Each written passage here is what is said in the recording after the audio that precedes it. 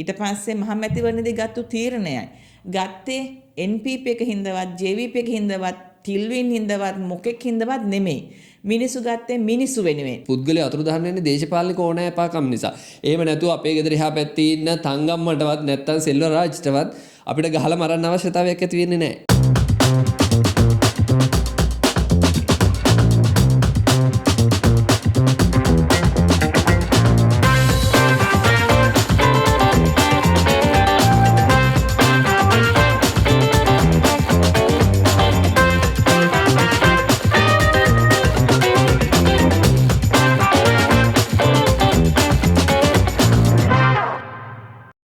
අයිබෝන් අදත් මයිසිකේ අපේ විදිහට පොඩ්කාස්ට් එකෙන් ඔගොන්ට කතා කරන්නේ හදන්නේ විශේෂ කාරණාවක්.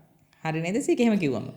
හරි. විශේෂ කාරණාවක් අන්න අපේ විදිහට එපිසෝඩ් එකේ 7 වෙනි එපිසෝඩ් එක අනුව මේක විශේෂ කාරණාව කියන්නේ ඊයේ අපි ගිය විශේෂ ගමනක් ගැන තමයි. හැම එකක්ම විශේෂයි.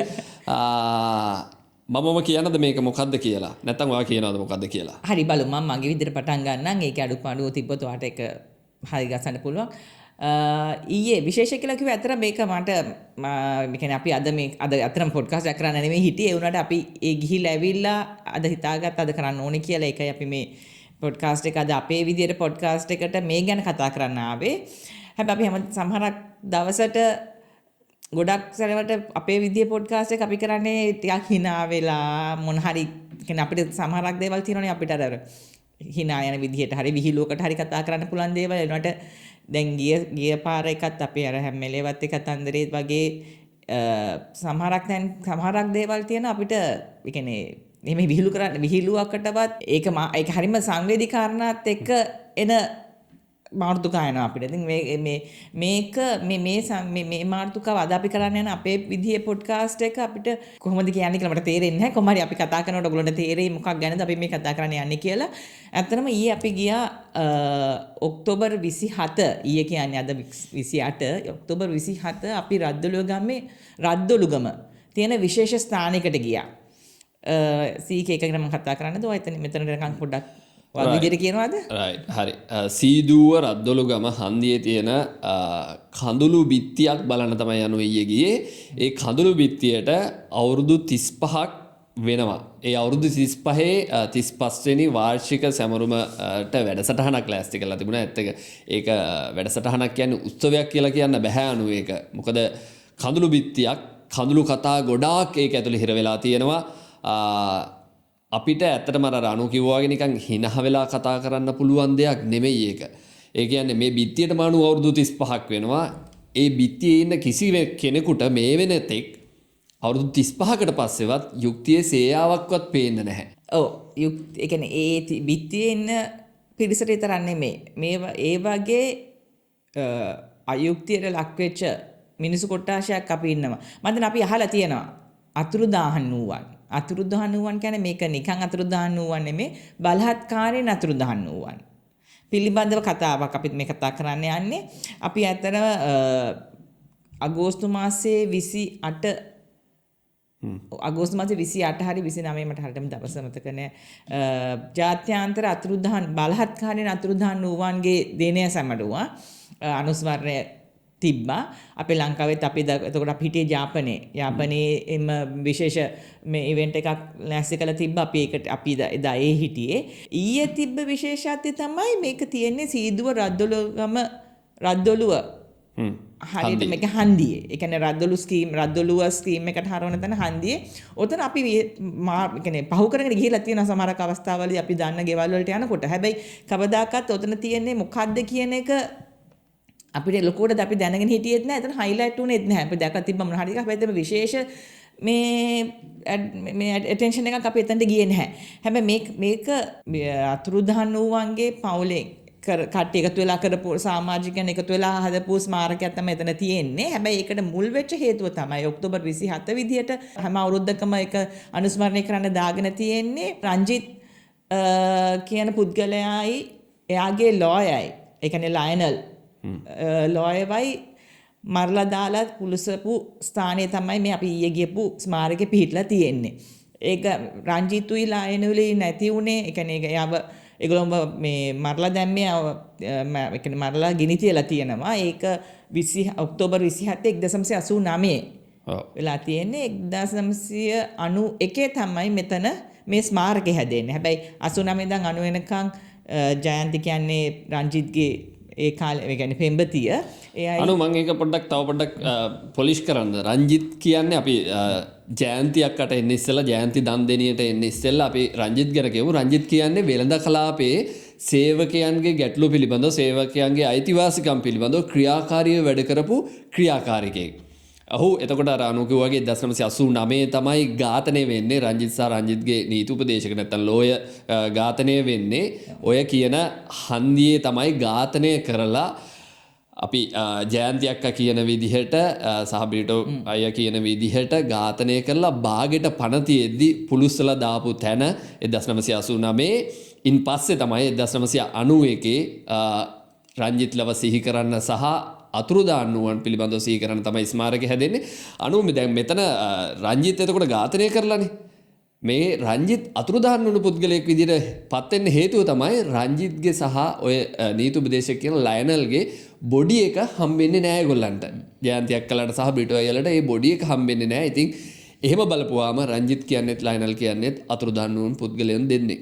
ඒ කියන්නේ මට මතකයි ඔය ජයන්ති අක්කා මේ අපිත් එක්ක අර තරිදුත් එක්ක ඉන්ටර්වියු කරන්න ආපු වෙලේ එයාට ඒ කතාගෙන අවුරුදු 30 ගානකට පස්සෙත් ඒ කතාව කතා කරනකොට එදාත් ඒ ඉන්ටර්වියු එකේදී ඇස්වලින් කඳුළු ආවා. ඒ කියන්නේ අවුරුදු 30 ගානක් ගිහිලත් කතා කරනකොට ඒ හැංගීම ඒ දුක ඒක ඒ විදිහටම මේ මිනිස්සු තාමත් තියෙනවා. එතකොට මේ ජයන්ති අක්කා කියලා කිව්ව විදිහට මේ රංජිත්ගේ මුළු නම HM රංජිත්. එතකොට එයා කටුනායක වෙළඳ කලාපයේ සේවය කරලා තියෙන්නේ මකරි කොරියන් කම්පැනි එක මල් හදන කොරියන් කම්පැනි එකක තමයි එයා වැඩ කළා තියෙන ඒ කාලේ. 1989 කාලේ. එතකොට එතන ලොකු ප්‍රශ්න ගොඩාක් තිබිලා තියෙනවා. සේවකයන්ට සල් පඩි ගෙවලා නැහැ. සූරා කෑම වගේ ගොඩාක් ප්‍රශ්න වලට මුහුණ දීලා තියෙනවා. හැන්න ඒ හේතු හින්දා තමයි රංජිත් ප්‍රමුඛත්වය අරගෙන මේව වෙනුවෙන් කතා කරන්න ලෑස්තිලා තියෙන්නේ. ওই කතා කරන ලෑස්තිලා ඉන්න අතරතුර තමයි 89 කාලේදී මේ රංජිත් කුමාරි මදනේ රස්සාවෙන් අයින් කරනවා. ඒ රස්සාවෙන් අයින් කරලා හරි ඉන්ක්වයරි එකක් යනවා. ඉන්ක්වයරි එකක් යනකොට ඉන්ක්වයරි එකට එන්න කියලා තිනවා ඔෆිස් එකට. ඒ කියන්නේ එයා වැඩ කරපු ආයතනයේට මේ බෙලද ක්ලාපේ තිබ්බ ආයතනයට එන්න කියනකොට එයා කොහමරි යාට රස්සාවෙන් අස් කරාට පස්සේ යාගේ නීති කටයුතු ඔක්කොම බලලා තියෙන්නේ ලයනල් කියන ලෝයර්. ඒ ලෝයර්ගේ උපදේශ මත මෙයාට කියනවා තනිය යන්න එපා. එයාත් එන්නම් කියලා. එන්න තමයි ඒ කියන්නේ ඒ දෙන්න එකට ගියපු හින්දා තමයි ඒ දෙන්න මම හිතන්නේ මට හිතන විදිහට ඒ දෙන්නත් මොකද ලයනල් කියන ලෝයත් ගොඩක් මේ ඔය විදිහෙන් ආයිත් ඒ කියන්නේ ඔය වගේ ඒ කියන්නේ මේ 80 අපි කවුරුත් දන්න බලනකොට නම් මේ කියන්නේ මොන වගේ වාතාවරණයක්ද අපේ ලංකාවේ තිබ්බේ කියලා. ඉතින් ඒ දේවල් එක්ක බලනකොට ලයනල් කියන ලෝයත් ගොඩක් මිනිස්සු වෙනුවෙන් මිනිසුන්ගේ අතුරුදහන් වීම වෙනුවෙන් කතා කරපු ලෝයර් කෙනෙක්. ඔහොම ඉන්නකොට එයන් දැක්ක මෙහෙම කියලා තියෙනවා. ඒක මීඩියල්ගේ මේ වෙබ්සයිට් එකේ තියෙනවා මේ දිල්නි කියන අපේ සහෝදර මේ ජනමාධ්‍යවේදිනේ ලියලා තියෙන විදිහට එදා සිකුරාදා එදා උදේ මාව ෆැක්ටරි එකට දාලා රංජි අයියා ගියා. හවස විමර්ශනට යනවා කියලායි ගියේ. එච්චරයි. ඉන්පසු ඔහු නැවත ආවේ නැහැ. මං හොයනවා යාව. ඒත් හොයාගන්න බෑ. මගේ බෝඩිමේ එහා පැත්තේ හිටපු නංගි දැකලා තියෙනවා රංජි අයියාව තව කෙනෙක් එක්ක මහමගට එනවා. පාපැදියෙන් ඇවිල්ලා තියෙන්නේ. එයා යන්න ඉස්සෙල්ලා මට කිව්වා රෑ වුණොත් ලයනල් අයියාව බස් එකට දාලා එන්න කියලා. මගේ යාළුවා එයාව දැක්කා කියලා කිව්වත් මං හිතුවා ලයනල් අයියාව දාලා එන්න තමයි ගිහිල්ලා තියෙන්නේ කියලා. කොහොම වුණත් එයා ආවේ නැහැ. ජයන්ති එහෙම කියලා තියෙනවා මාධ්‍යවේදිනේ ලියලා තියෙන ලිපියේ තියෙනවා. කොහමරි ජයන්ති කියන එදා ඊළඟ පහුවෙන් දැන් කියන්නේ එදා ගෙදර ඇවිල්ලා නැහැනේ. එතකොට එයා ඊළඟ දවසේ ඔයාගේ ඔෆිස් එකට ගිහිල්ලා තියෙනවා මොකක්ද උනේ කියලා ගැන. ඒක ඇත්තටම මේ මුළු ජයන්ති කියලා තියෙන ජයන්ති අක්කගේ මුළු කතාවම මේ තියෙනවා දිල්නි ලියපු මේ ආටිකල් එකේ. ඒකට කැමති කට්ටිය දෙනවා නම් කියන්නේ බලන්න පුළුවන් ගිහිල්ලා ඒකේ. ඔව් අපි ජයන්ති අක්කා සහ රංජිත් ගැන කතාව medialk.com වෙබ්සයිට් එකේ දිල්නි රණේපුර මාධ්‍යවේදිනේ ලියලා තියෙනවා සහ medialk talks එකේ ජයන්ති අක්කත් එක්ක කරපු ඉන්ටර්විව් එක සම්පූර්ණ තියෙනවා. කැමති කෙනෙකුට ගිහිල්ලා බලන්න පුළුවන්. මොකද මේ කතාව අපි කියනට වඩා ජයන්ති අක්කා කටහඬින් අහන එක තමයි ඇත්තටම ඒකේ හරි ෆීලින් එක තේරෙන්නේ. මෙතන මං පොඩ්ඩක් ජයන්ති දන්දිනිය ගැනත් කියන්නම්. අවුරුදු 35ක් තමන්ගේ පෙම්වතා වෙනුවෙන් අද වෙනකොටත් ඒ විදිහටම සටන් කරමින් ඉන්නවා. ඒ රංජිත් වෙනුවෙන් සහ ලයනල් වෙනුවෙන් යුක්තිය ඉෂ්ට කර ගැනීම සඳහා. අපි මෙතනින් ඉස්සරහට යන් අපි ඊයේ අපේ අතුරුදහන් වූවන්ගේ ස්මාරකයේ ඉදි කරලා 35 වෙනි සැමරුම සහ අතුරුදන් වූවන් සිහිපත් කිරීම වෙනුවෙන් කරපු ඒ වැඩසටහන ගැන. තන ගිය අවුරුද්දේ තියන්න උවමනාව තිබ්බා. එනකොට අපිට හරි අපේ දින වල පොඩි මේ මිස් කමියුනිකේෂන් එකකින් හින්දා මට යන්න බැරුණා. හැබැයි අපි මේ සැරේ අපි කොහොම හරි යනවා කියලා මම ICK ප්ලෑන් කරන් හිටපු ඉඳලා කොහොම හරි අපිට මේ සැරේ යන්න වුණා. මොකද මම ඇත්තටම වුණා. ඒ කියන්නේ උවමනා වුණා.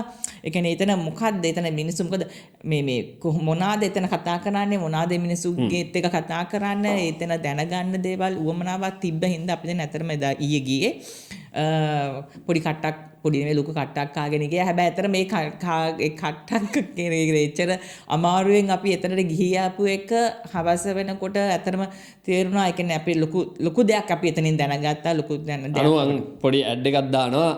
අපි එතෙන්ට ගිය විදිහ ගැන citizen voice media network Facebook නාලිකාව සහ cvm.network YouTube නාලිකාවේ vlog එක තියෙන ඔන්න ගිහිල්ලා බලන්න පුළුවන් ගිය විදිහ සහ ඒ වෙලාවේ වෙච්ච දේවල් ගැන. දැන් අපි යනකොට එතන ඒගොල්ලෝ කට්ටිය ලෑස්ති වෙනවා උත්සවයට. ඒ කියන්නේ එතන අර ස්මාරකය අසල මොකද ස්මාරකය 91 දී තමයි හදලා තියෙන්නේ. 91 ඉඳන් තමයි ඒ 35 වෙනි අනුස්මරණීය තිබ්බේ.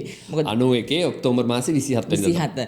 මොකද මේ 89 රංජිතුයි ලයනලුයි එතන ඝාතනය වුණාට 89 ඉඳන් 91 වෙනකන් ජයන්ති අක්කයි බ්‍රිටෝ අයියයි ඒ වගේ බොහොම කීප දෙනෙක් මට මතකයි ඊයේ බ්‍රිටෝ අයියා කියනවා එතන පළවෙනි දවසේ 91 ඉස්ලාම් ස්මාරකය හදලා මේ පහන් පත්තු කරන්න යනකොට 16 දෙනායිද කොහෙද හිටියා කිව්වේ. හැබැයි ඊයේ ගොඩාක් සැර කියන්නේ මට කියන්නේ එතන මං හිතන්නේ එතන වැඩිපුරම හිටියේ මේ අතුරුදහන් වූවන්ගේ කියන්නේ මුළු ලංකාව පුරාම ලංකාවේ උතුර දකුණ බටහිර නැගෙනහිර ඒ කියන්නේ හැම පැත්තෙම අතුරුදහන් වූවන්ගේ පවුල් වල කට්ටිය ඇවිල්ලා හිටියා. ඒ කියන්නේ ඒගොල්ලෝ එතන දැන් ඒ මිනිස්සු ඇතර මේ මිනිස්සු දැක්කම මට ආර විදියට මම ඒ කියන්නේ ඉමෝෂනල් වුණා. මොකද මේ මිනිස්සු මේ තමන්ගේ ආදර ස්වාමි පුරුෂයාද වෙන්න පුළුවන්, සහෝදර සහෝදරය වෙන්න පුළුවන්, දුව වෙන්න පුළුවන්, පුතා වෙන්න පුළුවන්.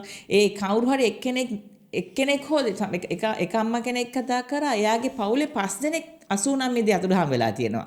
ඒ 5 දෙනා අද වෙනකන් ගෙදර ඇවිල්ලත් නැහැ. ඒ මිනිස්සු මැරිලාද කියලා ඒගොල්ලෝගේ බොඩිස් හම්බෙලාත් නැහැ. මොනවද උනේ කියලා නැහැ. එතකොට ඒ ගාල්ලේ අම්මා කෙනෙක්. එතකොට මඩ කලපුවේ මේ අම්මා කෙනෙක් ඊයේ කතා කරා එයාගේ ළමයි 3 දෙනෙක්. එයා ඒ ෆොටෝස් මම ගත්තා. ඒ ෆොටෝ ඒ ළමයි 3 දෙනාගේ ඒ අතුරුදහන් වෙනකොට හිටපු ෆොටෝස් 3 තමයි අන්තිම අද වෙනකන් එයාමගේ අතේ තියෙන්නේ. ඉතින් ඒ වගේ මේ එක්කෙනෙක් දෙන්නෙක් නැති වෙච්ච පවුල් නෙමෙයි එතන හිටියේ. ඒ කියන්නේ සමහර පවුල් වල දෙන්න තුන් දෙනා හතර පහ නැති වෙච්ච පවුල් වල උදවි අපිට හම්බුණා. ඒ මිනිස්සු ඇත්තටම දැන් අර මේ වයසට ගිහිල්ලා. ඒ කියන්නේ ඒ කාලේ දැන් අවුරුදු 35ක් ගිහිල්ලානේ. 88 89 ඉඳන් ඒ කියන්නේ අපි 88 89 ඉඳන් ගත්තොත් ඊට ඉස්සෙල්ලා මේ වගේ සිදුවීම් තිබිලා තියෙනවා. ඒනට අපිට වකවානුවකදී ගන්නවා නම් ගන්න වෙන්නේ ওই කාලෙවලදී. එතකොට ඒ වෙලාව ඉඳන් අද වෙනකන් තමන්ගේ ආදරණීය කෙනාට මොනවාද උනේ කියලා ඒ මිනිස්සු යුක්තිය හොයනවා.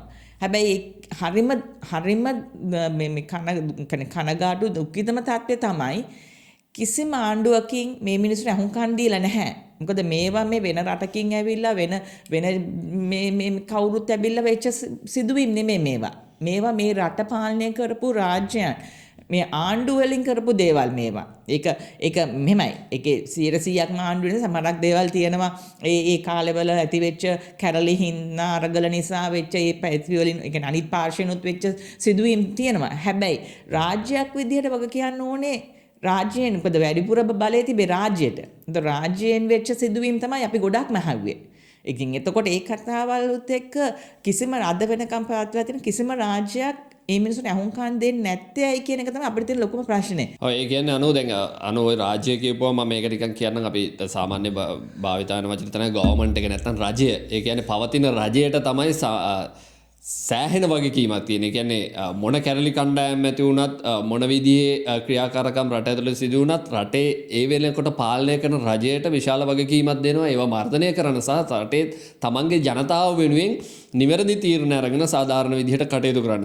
අනෝ දැන් මං ආපහු පොඩ්ඩක් පිටිපස්සට යනවා. අර මතක් කරා වගේ 88 89 ඊට කලින් කාලවල ඒ කියන්නේ කාල වකවානු කියලා කිව්වා. අපිට මේ ඒ කියන්නේ හරිම අඳුරු අතීතයක් තියෙනවා ලංකාවට. ඒ කියන්නේ සමහර කාලවල වල මිනිස්සුන්ගේ අයිතිවාසිකම් අර අපි කියන්නේ නිකන් වචනෙන් කියන බල්ලට දාලා කටයුතු කරපු කාලවල තියෙනවා. ඒ කියන්නේ මිනිස්සුද තිරිසන්නුද කියලා හිතන්න බැරි විදිහට හැසිරිච්ච කාලවල ලංකාවේ තියෙනවා. ඒ කාලවල ඔය අපි ප්‍රධාන වශයෙන් කතා කරන්නේ 88 89 කියන කාලය.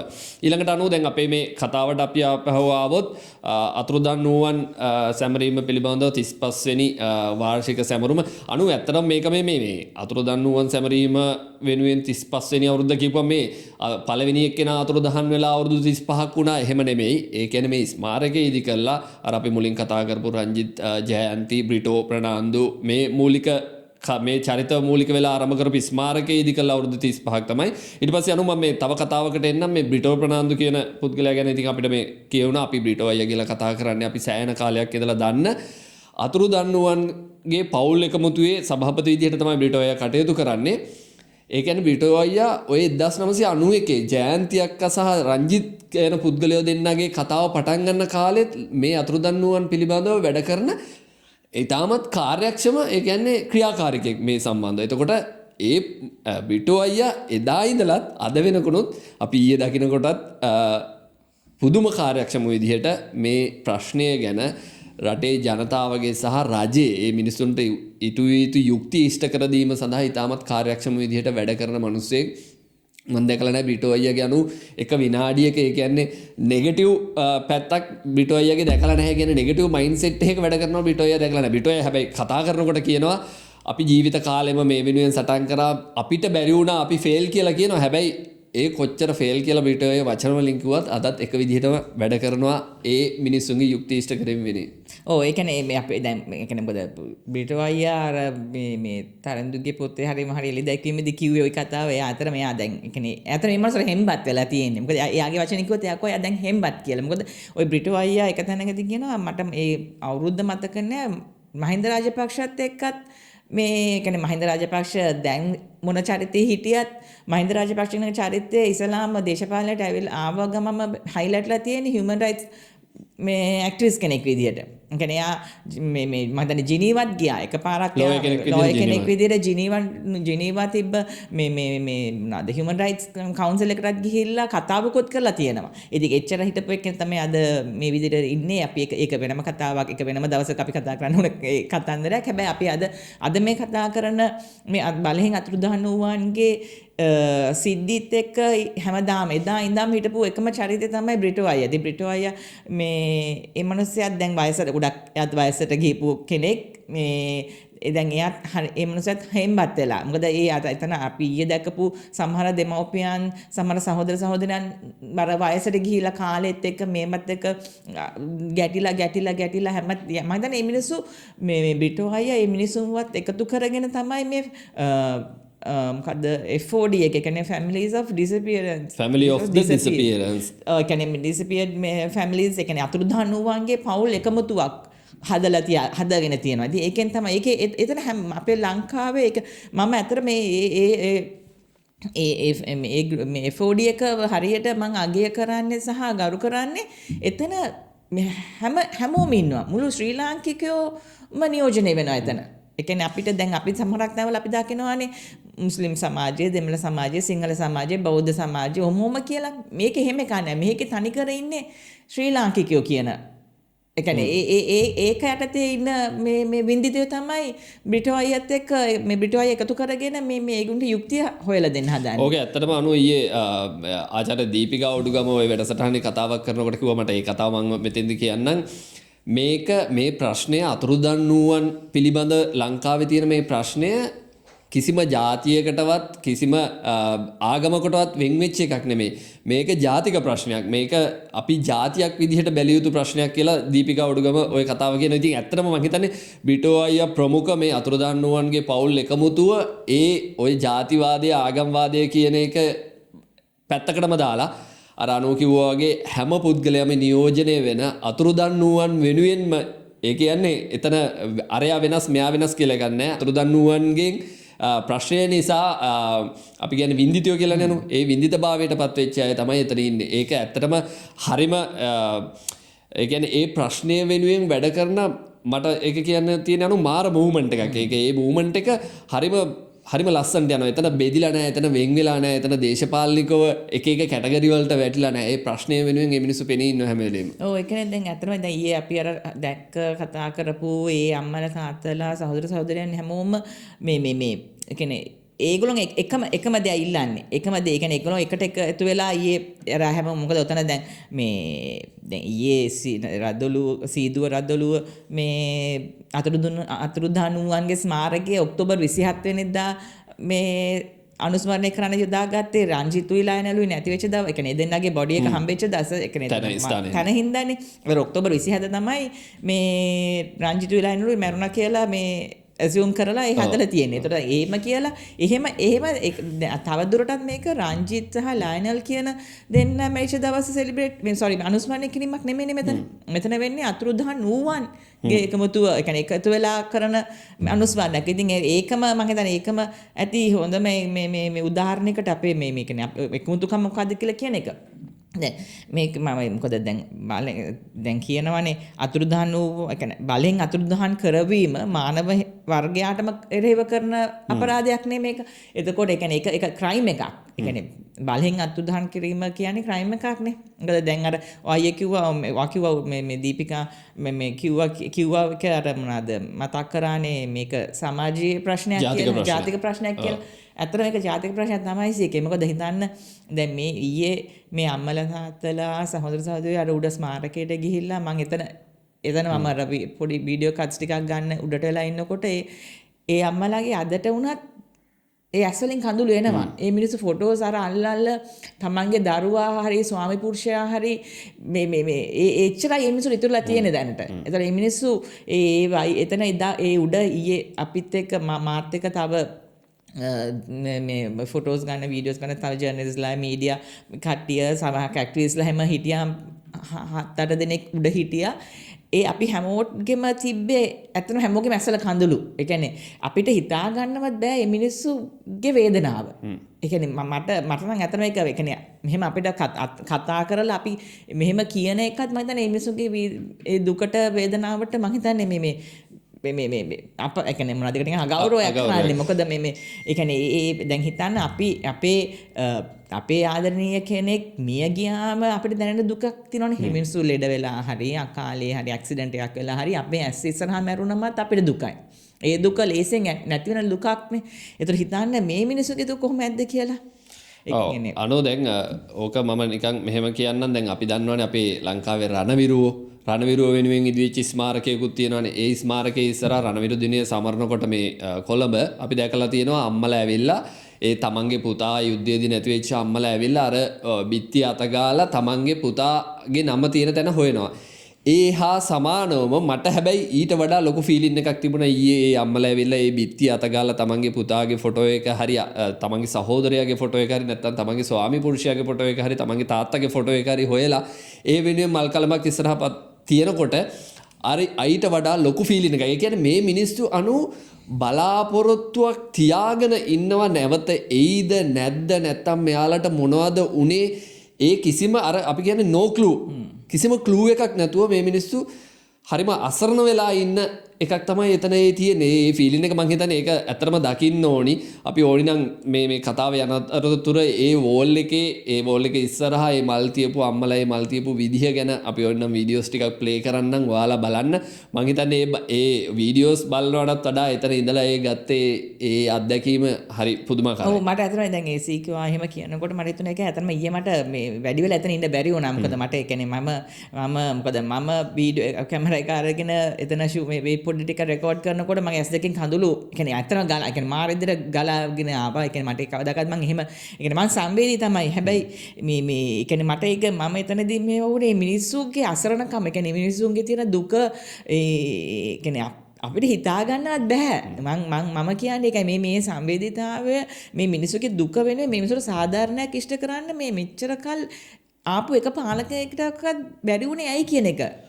අනු දැන් ඒක දැන් යුක්තිය විධාකර ඇතරම් බ්‍රිටෝ අයත් ඕක ඊය කියනවා මම බ්‍රිටෝ අයත් එක්ක අර බ්ලොග් එක කරපු වෙලාවේ බ්‍රිටෝ අයගෙන් මම ඇහුවා යුක්තිය කියලා අපි ජස්ටිෆයි කරගන්නේ කොහොමද? මොකක්ද යුක්තිය වෙන්න මේක යුක්තිය කියලා අපි හරියට කියන්නේ කොහොමද?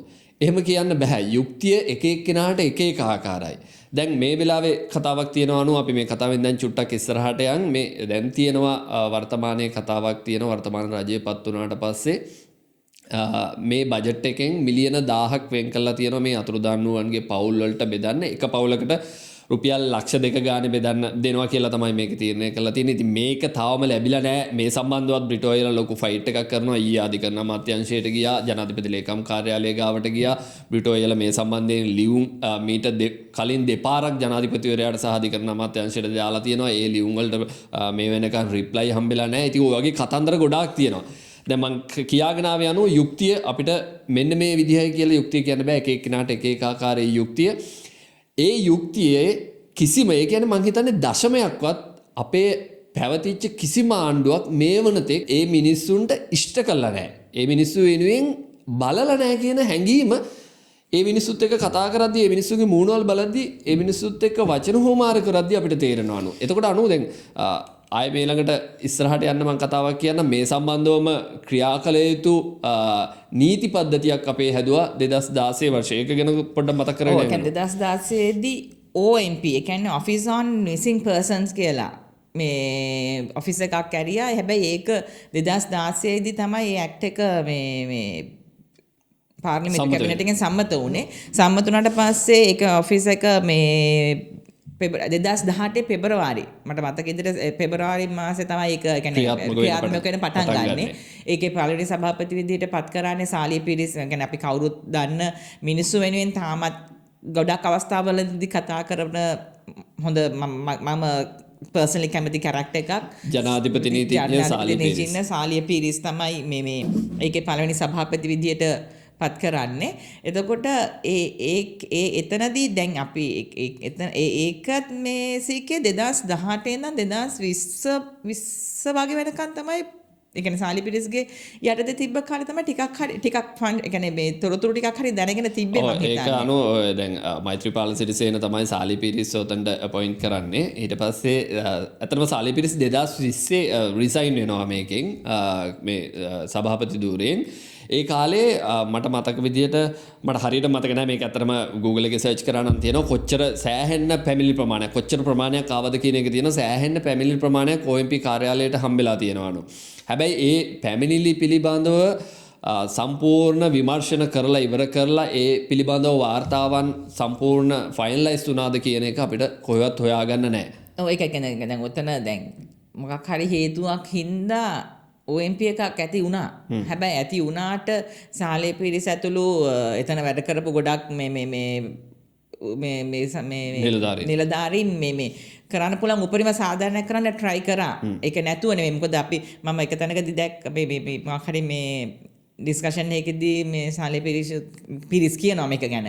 ඉතින් ඒ කියන්නේ හැබැයි ඒගොල්ලෝ උපරිම සාධාරණයක් කරන්න උත්සාහ ගත්තා. හැබැයි ඒව සාර්ථක වුණේ නැහැ. මොකද රජයේ මොකද මේ හැම දෙයක්ම පවත්වාගෙන යන්න ඕනේ රජයේ මැදිහත් වීමෙන්. ඒතර රජය මැදිහත් වෙනකොට සීකේ දැන් රජයේ පැත්තෙන් වෙන්න ඕන දේවල් ටිකක් තියෙනමනේ. මිනිසුන්ට ඒ කියන්නේ මානව සම්පත් වැඩි කරන්න ඕනේ. මේවට දැන් අවශ්‍ය ෆැසිලිටිස් වැඩි කරන්න ඕනේ. ඉතින් ඒ කිසිම දෙයකට මේක ඕපන් කරාට OMP එකක් ඇති කරාට ඒක පවත්වාගෙන යන්න රජෙන් කිසිම උනන්දුවක් ලැබිලා නැහැ. ඒ කියන්නේ උදව්වක් ලැබිලා නැහැ. ඔව් ඒ කියන්නේ රාජ්‍ය අනුග්‍රහය ලැබිලා නැහැ. ඒ කියන්නේ අපිට තිබිච්ච අඳුරු අතීතයට හොඳ සේයාවක් තමයි අපේ අඳුරු අතීතය වෙනුවෙන් සාධාරණ ඉෂ්ට කරන්න හොඳ සේයාවක් තමයි OMP එක. ඒ පනත ඇත්තටම හොඳ සේවාවක්. ඊට පස්සේ පනත යටතේ කමිෂන් සභාව ඉතාමත් හොඳ සේවාවක්. මේ කාර්යාලය පිහිටුවීම ඉතාමත් හොඳ සේවාවක්. හැබැයි අපේ රාජ්‍ය අනුව කිව්වා වගේ ඒ කාර්යාලයේ ඉදිරියට ක්‍රියාත්මක කරගෙන යන්න නැත්නම් ඒ පනතේ තියෙන කටයුතු නීත්‍යානුකූලව ඉෂ්ට කරගෙන යන්න අනුග්‍රහය දුන්නද කියන ප්‍රශ්නේ අද අපිට ඉතුරු වෙලා තියෙනවා. ඔව් දැන් ඇත්තටම සීකේ දැන් මම ඇත්තටම දැන් අපි දැන් මේ enforcement disappearances ගැන කතා කරනකොට දැන් ඒව වෙලා ඉවරයිනේ. දැන් සමහරට අපි මේක අහන් ඉන්න ඔයගොල්ලන්ට හිතෙන්න පුළුවන් හරි මේව ගැන කතා කරනකොට තව අනිත් අය මොන මිනිස්සුන්ට හිතන්න පුළුවන් උදේ ඉතින් අතුරුදහන් වෙලා ඉවරයිනේ. දැන් මොකක්ද ඉතින් කරන්න කියන්නේ? දැන් ඉතින් ඉවරයි ඕක අමතක කරලා ඉස්සර. අපිට එක කියන්න ලේසි අමතක කරලා ඉස්සරහට යන්න කියලා. හැබැයි ඒ දුකට එතනට ඒ වින්දිත භාවයට පත්වෙච්ච මිනිස්සුන්ට වික්ටිම්ස්ලාට මොකද අපි දෙන්න උත්තරේ?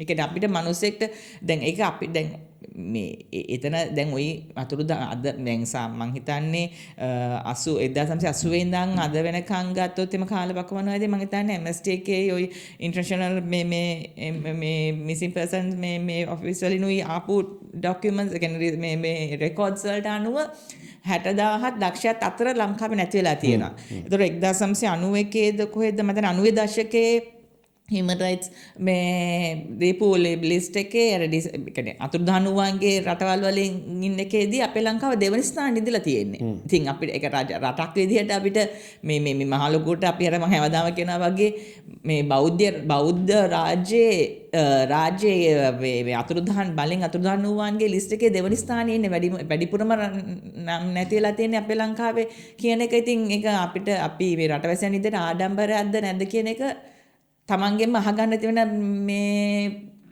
කතාවක්. එතකොට දැන් එතකොට දැන් රජයේ කියන විදිහට මම හිතන්නේ 60000ක් 65000ක් අතර තමයි වාර්තා වෙනවා කියන්නේ. ඔය කොහොම හරි ඔය ඔක්කොමත් එක්ක දැන් අර මම කිව්වේ දැන් අපිට මේකෙන් ඉස්සරහට මේක ගැනම හැමතිස්සම කතා කර ඉන්න නෙමෙයි මිනිස්සු සාධාරණයක් ඉල්ලනවා. යුක්තියක් ඉල්ලනවා. දැන් ඔය සීකේ කිව්වා වගේ අපිට මෙන්න මේවා කියලා ගයිඩ්ලයින්ස් දාගෙන යුක්තියක් දෙන්න බෑ මේ මිනිසුන්ට. මොකද දැන් මේ මිනිස්සු සමහරක් අම්මලා කතා කරපුවා කිව්වා සමහරකට මිය ගිහිල්ලා වෙන්න පුළුවන්. ඒ වෙන්න පුළුවන් කියන එක ඇතුලේ තව මේ මිනිස්සු බලාපොරොත්තුවක් තියෙනවා. ඒ කියන්නේ ඒගොල්ලෝ හිතන සමහරකට කොහේ හරි ඇති. එක්ක මොන හරි දෙයක් වෙලා ඇති කියන එක. කියන්නේ වෙන්න පුළුවන් කියන එකේදී ඒගොල්ලන් ඒ කියන්නේ ඒ තාම මේ මිනිස්සු බලාපොරොත්තුත් එක්ක ජීවත් වෙන්නේ. ඒතර මේ මිනිස්සුන්ටත් අඩු ගානේ මේවට දැන් ඕවට මොන හරි කියන්නේ මිනිස්සුන්ට මෙතනින් එහාට මේ මිනිස්සුගේ ජීවිතය අරගෙන යන්න පුළුවන් විදියට මේකත් එක්ක ඒ කියන්නේ මේකත් එක්ක කියලා මම මේන් කරේ වේ මොනවාද මේ ඒ කියන්නේ දුක නැති වෙච්ච වේදනාවත් එක්ක මිනිස්සුගේ සාමාන්‍ය ජීවිතය අරගෙන යන්න පුළුවන් විදිහේ මේ මොනවාද මේ වාතාවරණ හදන එක තමයි රජයේ වගකීම. මොකද දැන් හිතන්නකෝ මෙහෙමයි මම කියන විදිහට දැන් අපි දැන් ගොඩක් ඔය සාමාන්‍යයෙන් ඔය රටවල් තියෙනමනේ ඔය කියන්නේ මිනිසුන්ගේ යහපත කියන්නේ මිනිසුන්ගේ යහපත මූලික කරගෙන පාලනය වෙන රාජ්‍යයන් තියෙනවානේ ලෝකේ. කියන්නේ ඒතර ඒ රටවල් කියන්නේ human rights වලින් human rights රැකෙන ප්‍රධාන මේ රටවල් තියෙනවානේ. දැන් ඒ රටවල් වල මේ තියෙන ගොඩක් දේවල් හැමතිස්සෙම දැන් මොකද මේ ඒ රටවල් හැමතිස්සෙම මූලික කරන්නේ මිනිසුන්ගේ මේ රයිට්ස් ගැනනේ. ඉතින් එතකොටදී ඒ තැන්වලදී ගොඩක් ඔය මම හිතන්නේ ඊයේ දීපිකා උඩුගමත් කිව්වා ජර්මනිය වගේ රටවල් වල ඒ කියන්නේ ඒ රටවල් වලත් දේවල් මේ වගේ දේවල් සිදු වෙලා තියෙනවා. ඒ කියන්නේ සමූහ වල ඝාතනය කරලා තියෙනවා, අතුරුදහන් වීම වෙලා තියෙනවා. ඒ ගොඩක් ওই වගේ දේවල් වෙනවා. මොකද කාලේ එක කාලෙට එක රටවල් වල ওই වගේ සිදුවීම් සිද්ධ වෙලා තියෙනවා. හැබැයි ඒගොල්ලෝ එතනින් එහාට ඒ රට අරගෙන ගිහිල්ලා තියෙන්නේ අතන අමතක කරලා නෙමෙයි. අතෑරලා දාලා නෙමෙයි. ඔව් අනු දැන් ඒ කියන්නේ අතුරුදන්නුවන් පිළිබඳව ප්‍රශ්නය ලංකාවට විතරක් පොදු කාරණයක් නෙමෙයි. නමුත් අපි මේ පිළිබඳව මේ හයිලයිට් කරන්නේ මේ පිළිබඳව කතා කරන්නේ මේ අපි ඉස්සෙල්ලාම අපේ ජාතික ප්‍රශ්නය ගැන බලන්න ඕනේ. හැබැයි මේක ලෝකේ පුරාම සිද්ධ වෙලා තියෙනවා අනු ඔයා කිව්වා වගේ ඔය OMP කියන එකත් අනු ලෝකේ පුරාම ගොඩාක් රටවල් භාවිතා කරන එක ක්‍රමවේදයක් තමයි මේ අතුරුදන්නුවන් පිළිබඳ ප්‍රශ්නෙට. අනු දැන් ඔය අතරේ තියෙනවා නේද කතාවක් ඔය කාම්බෝජයේ මට මතකවා සුචිත්ගේ Facebook එකේ පෝස්ට් එකක් පෙන්නුවා. ඒතන කාම්බෝජයේ ගැන කතාවකුත් තියෙනවා. අපි නිකන් පොඩ්ඩක් නිකන් උදාහරණයක් වගේ ඉන්නේ ඒක ගැනත් පොඩ්ඩක් මතක් කරු. ඔව් ඒ කියන්නේ මේ සුචිත් කියන්නේ තවත් මම අපි දන්න හොඳ හියුමන් රයිට්ස් වෙනුවෙන් හා සෝෂල් ඇක්ටිවිස්ට් කරන මේ ඇක්ටිවිස්ට් කෙනෙක් සුජිත් මේ ළඟදි ගිහලා තියෙනවා කාම්බෝජයට. කාම්බෝජයේ එයා දාලා තිබ්බ ෆොටෝස් වගේක් කියන්නේ එයා ඒක කෞතුකාගාරයක් සීකේ. මම හිතන්නේ මම වත් එක ෂෙයා කරා ඒ පෝස්ට් එක. ඒක කෞතුකාගාරයක්. ඒ කෞතුකාගාරය බලනකොට ඒකේ කතාව එයා ලියලා තිබ්බා. ඒ කියන්නේ ඒකේ හිස්ටරි එක ලියලා තිබ්බා. බලනකොට එතන ඒ කියන්නේ කෞතුකාගාරයේ තිබ්බා ඒ ෆොටෝස් වල තිබ්බා අර හිරගෙවල් තිබ්බා යකඩ ඇඳවල් ඒ කියන්නේ හරිම ඔය ඔය කෞතුකාගාරය කියන්නේ හිරගයක්. ඒ කියන්නේ මීට ඉස්සෙල්ලා තිබිච්ච හිරගයක් පස්සේ දැන් ඒගොල්ලෝ ඒක කෞතුකාගාරයක් විතර පාත් කරලා තිනවා. මොකද ඒක වෙන පොඩක් අතේ මම කියන්නේ රටක වෙන්න ඕනේ ඒවා තමයි. මොකද මේ ඒක ඊයේ දීපිකා මේ කතා විදිහට කිව්වා ඒක මමත් විශ්වාස කරනවා. මොකද මේ දේවල් සුන්දර දේවල් නෙමෙයි. මේවා මේක රට මේවා මානව වර්ගයාට මුණ නොදිය යුතු දේවල් මේවා. ඒ කියන්නේ මේවා ක්‍රයිම්ස් නේ. එතකොට මේ දේවල් ආපහු මේ වෙන්නේ නැති වෙන්න තැනට තමයි රජය කටයුතු කරන්න ඕනේ. එතකොට දැන් ওই කාම්බෝජයේ කතාවේදී මම කිව්වේ ඒක කෞතුකාගාරයක් කියන්නේ අසිගේ කිව්වා වගේ ඒක මේ අර ප්‍රිසන් එකක්. ඒක ඉස්සර ඒ කියන්නේ ඒ කාලේ ඉස්කෝලයක්. ඊට පස්සේ මේ අර මේ ඔය මේ වකවාන ඔය දැන් මම අපි කතා කරන ඒ වකවානේදී කාම්බෝජයේ තිබ්බ මේ කැරලිත් එක්ක රජය ක්‍රියා කරනකොට ඒ ඉස්කෝලේ ඒගොල්ලෝ මේ මොනවාද ඔය අරන් එන මේ රජයට විරුද්ධ වැඩ කරපු කට්ටියව අරගෙන ඇවිල්ලා රඳවගත්තු සිරගයක් කරලා රහසිගත සිරමැදිරියක් විදිහට පාවිච්චි කරලා තියෙනවා. රහසිගත සිරමැදිරියක් විදිහට ඒක අර සමහර ෆොටෝස් එක ඒවා දැන්ටත් තාම තියෙනවා. ඒ කියන්නේ ඒගොල්ලෝ අර එක පන්තිකා ඒ කියන්නේ සාමාන්‍යයෙන් රූම්ස් හදලා තියෙනවා. ඒ රූම්ස් වල ඒ කියන්නේ එක මිනිස්සෙක්ට හැරෙන්න ඒ කියන්නේ තමයි යාගේ ප්‍රමාණයට විතරක් වෙන විදිහට ඩිවයිඩ් කරලා තියෙනවා. අර මැදින් අර ගඩොල් මේ බිත්ති බැදලා ඉතින් එහෙම තියලා ටෝර්චර් කරලා ඒ ඔක්කොම. හැබැයි ඒ හැම තැනම අර සුචිත් දාලා තිබ්බ ෆොටෝස් වල හැම තැනම බෝඩ්ස් ගහලා තියෙනවා. මොකද්ද මේකේ මොකද්ද උනේ මේකේ මොකද්ද උනේ කියලා ඒ හිස්ටරි එක. ඊට පස්සේ ඒක ඒ වගේ ඊට පස්සේ සමහරක් තැන් වල මේ කියන්නේ ස්මාරක හදලා තිබ්බා. එතකොට ඒව දාලා තිබ්බේ මිනිස්සු ඒ ආණ්ඩුව ඒ රජය කරලා තියෙන්නේ කියන්නේ වර්තමානයේ කියන්නේ ඔය කියන්නේ මොන කාලෙද ඉදිකරේ කියන එක මට හරියට මතක නැහැ. ඒක ලිය තිබ්බේ කොහොම හරි මේ හැමදේම වෙලා රට ආපහු සාමාන්‍ය තත්ත්වයට පත් වුණාට පස්සේ පත්වෙච්ච ආණ්ඩුව කරලා තියෙන්නේ අර දේවල් ඇක්නොලෙජ් කරලා මේ කියන්නේ අපි මෙහෙම දෙයක් වරදක් වුණා ආණ්ඩුව පැත්තේ. මොකද අතන හැම දෙයකටම මේ එල්ල මේ චෝදනා හරි හොඳ හරි හැමදේම එල්ල වෙන්නේ රජයටනේ. මොකද රජයනේ වගකීම තියෙන්නේ රටේ.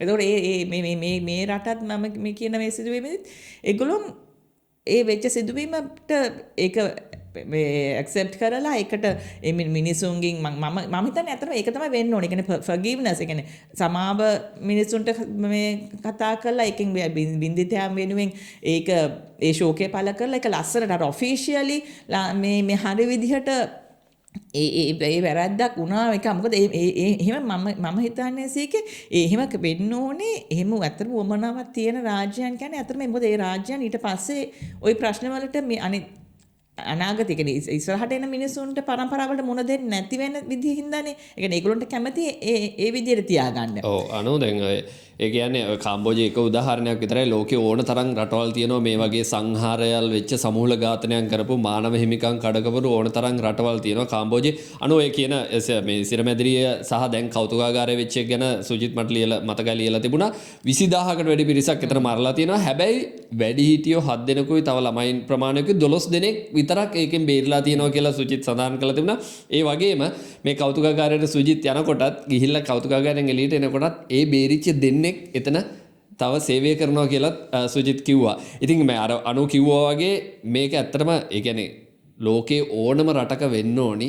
එහෙම වැරදි වෙලා තියෙන්න පුළුවන්. ඒ වගේ මානව හිමිකම් කඩ කරන විදිහට ජන සංහාරයවල් කළා තියෙන්න පුළුවන්. හැබැයි ඊට පස්සේ එන ඒ කියන්නේ පරිණාමය මම අර හැමදාම කියන වචනේ තමයි අනු පරිණාමය වෙච්ච ගෝත්‍රිකභාවයෙන් විදිච්ච රාජ්‍යයක් නම් කළ යුතු වන්නේ ඒ අතීතයේ සිදුවෙච්ච වැරදි පිළිබඳව හරි නිවැරදි අධ්‍යයනයක් කරලා ඒක දැන් පවතින සමාජයට අවබෝධය ලැබෙන විදිහට සකස් කරලා ඒ පිළිබඳව ඉගැන්වීමක් වර්තමාන සමාජයට දෙන්න ඕනේ. එතකොට තමයි සමාජයේ නිවැරදි පැත්තට යොමු වෙන්නේ. සමාජයේ ඉගෙන ගන්න අතීතයෙන් ඉගෙන ගන්නවා කියන්නේ ඒක තමයි. අපේ ලංකාවත් මෙතෙන්ට එන්න ඕනේ අනෝ. මේ අතීතයේ වෙච්ච වැරදි අතීතයේ අපේ අඳුරු සේයාවල් හරි අධ්‍යයනයක් කරලා ඒ පිළිබඳ දැන් පවතින සමාජයට ඒ පිළිබඳ අවබෝධයක් ලබා දිය යුතුයි. ඒ අවබෝධය තමයි අනු ඕක අපි යුද්ධයටත් ඇප්ලයි කරන්න ඕනේ. අපි කොච්චර කිව්වත් අපේ මේ දකුණේ ඉඳලා රණවිරුවෝ ස්මාරක හදාගෙන රණවිරු සැමරුම් දිනේ තිබ්බත් අපි පිළිගන්න ඕනේ උතුරේ ජීවත් වුනේ යාපනයේ ජීවත් වුනේ කිල්ලොච්චියේ ජීවත් වුනේ අපේම ජනතාව කියලා. ඒගොල්ලන්ටත් අපිට දැනෙන දුකම දැනෙනවා. ඒ ඉන්නෙත් අම්මලා තාත්තලා, දරුවෝ අදපු අම්මලා තාත්තලා.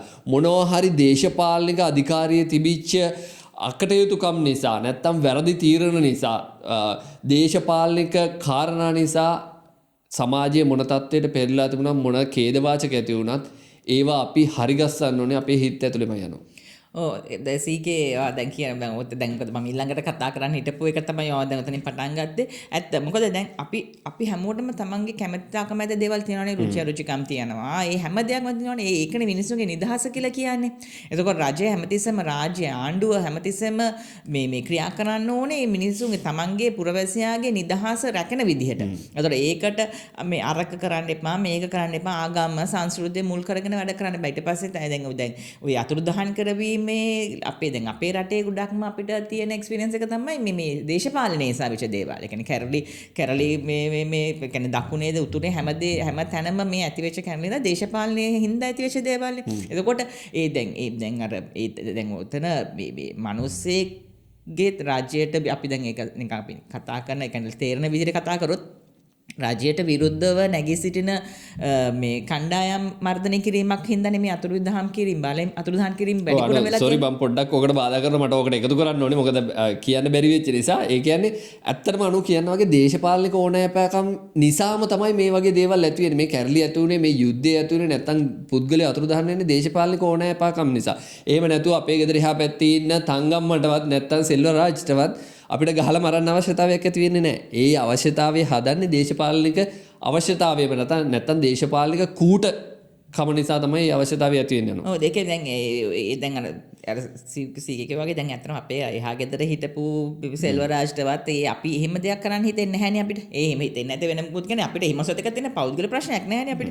ඒ වුණාට සීකේ වාර දැන් ඔය කී අරන් ආපු ඔය කතාව අරන් හින්දා මම කියන මේ දවස්වල නිකන් අර දැන් ඔය චරිතගේ සින්දුවක් ආවනේ රාජේශ්වරි යෝගේශ්වරි සින්දුව අනුතවඩින්ගේ නමුත් හදනවා චරිත අත්තලගේ අර ලැබිච්ච views ටිකක් නැතිලා ඊට පස්සේ රාජේශ්වරි හොයන්න යනවා නෑ යෝගේශ්වරි. හරි ඒ ඔය කතාවේදී මම කමෙන්ට්ස් කියවුවා. ඒ කියන්නේ එතන මේ කවුද චරිත ලස්සන මේකක් අරගෙන තියෙනවා we are one කියලා.